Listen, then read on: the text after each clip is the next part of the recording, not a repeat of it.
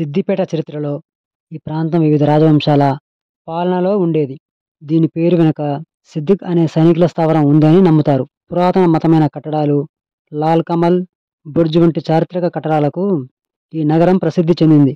ఈ నగరానికి సిద్దిక్పేట అనే పేరు ఉందని, నిజాం సైన్యంలోని సిద్దిక్ వాళ్ళు ఆఫ్రికన్ సంతతికి చెందిన సైనికులు. వీళ్ళు స్థావరంగా ఉండటం వల్ల ఈ పేరు వచ్చిందని ఒక వాదన ఉంది.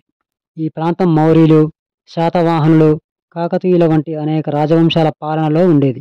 లాల్ కమల్, బురుజు వంటి చారిత్రక కట్టడాలు ఇక్కడ ఉన్నాయి.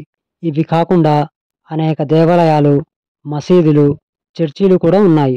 మాతంగి వాగు ఒడ్డున ఉన్న పాటిగడ్డపై సిద్దిపేట చరిత్రకు సంబంధించిన చారిత్రక అవశేషాలు దొరికాయి. సిద్దిపేట తెలంగాణ రాష్ట్రంలోని ఒక జిల్లా కేంద్రంగా, పరిపాలన మరియు రెవెన్యూ డివిజన్ కేంద్రంగా పనిచేస్తుంది.